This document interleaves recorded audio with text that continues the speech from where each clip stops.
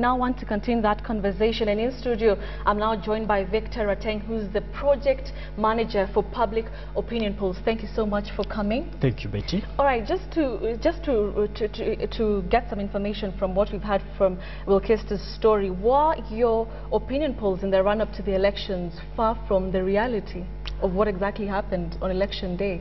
Okay, Betty, first of all, I would like to state that the key assumption here is that the IEBC figures or the results given to us by the IEBC are actually accurate. And you are aware that there is a petition that is being filed tomorrow by the CORD coalition. One was filed today by the Jubilee coalition. One is seeking to interpret the figures on rejected votes, while the other one is citing malpractices. So what we have done as an institution that has been doing polling, we looked at the figures that were released by the IEBC vis-a-vis what the poll that we released on 22nd of February.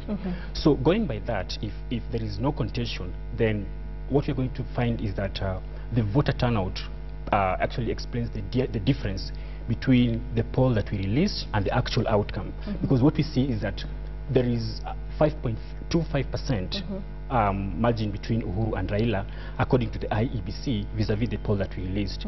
So our polls are actually accurate. Now the second thing is that our polls did not actually explain the intended voter behavior on 4th March, but we tried to talk to Kenyans, and they could explain to us or tell us their intentions. So not entirely a prediction that this is actually what is going to happen. Yeah. Do you think that the Kenyans, the people who you interviewed in the opinion polls, probably did not project the truth of who they would vote for come March 4th? I would say they did express themselves as they would on that particular time. But you see, things could have changed. The poll we released was carried out several days to the general election. Remember, after the release of that poll, we had the presidential debate. After the release of that poll, we had several days of campaign up to the last weekend. So many things could have happened between the time we did the last poll and the time people voted. Also, remember that there were several other candidates who may have lost, the so-called less popular or smaller candidates, who may have lost their votes to Uhuru or Raila. Yeah. How do you explain that? Or across the campaigning period, you know, these voters decided that they will vote for these other six candidates, but on election day they decided to change their minds the last minute. Do you think that had a really big impact on what we've seen? Well, less than a quarter of that can be explained by that margin, so really not so much. But maybe changing from a really less popular or a less popular candidate to somebody who is more popular or who has a higher chance of winning, there's a possibility of that. Yeah, but not captured by this analysis. All right, not this analysis. All right, let's look at some figures here. CORD had 8.5 million voters in their top 20 candidates. These are figures that from Ipsos Synovate. Also, Jubilee had 8.1 million voters in their top 20 candidates. Comparing the two figures, we have a 300,000 vote difference between CORD and Jubilee. Would you attribute that the fact that probably CORD did not get this 300 votes to low voter turnout? What there is that the top 20 vote baskets you're talking about is where Uhuru had the most votes out of the 47 counties. So you find that Uhuru has about 8 million and Raila has about 8 million. So when you look at the voter turnout in the top 20 vote baskets for each of them, the voter turnout in Uhuru's stronghold is much higher than Raila's stronghold.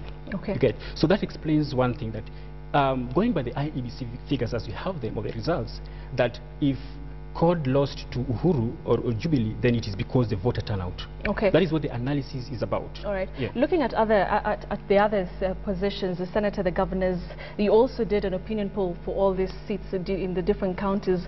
Do you think your predictions were spot on? Absolutely.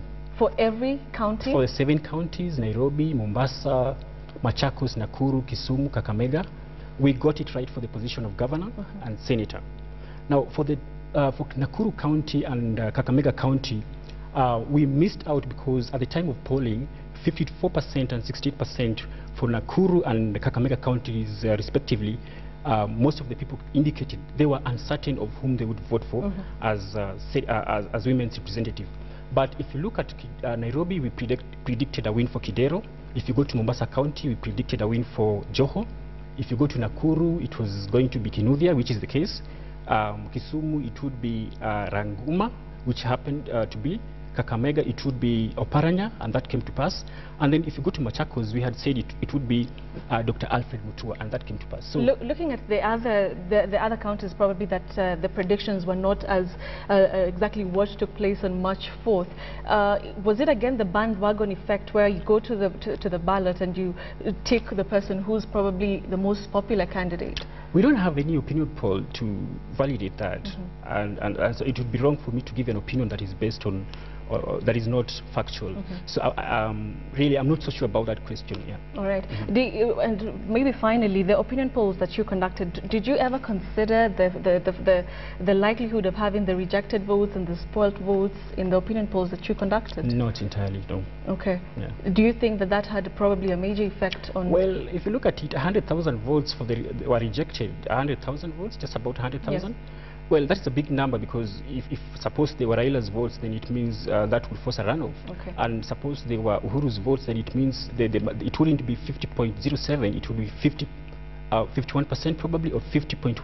Right. Sorry. Yeah. Okay. Well, thank you very much for your time, and of course for your insights on that particular poll that you've conducted. Thank you very much, Betty. Okay.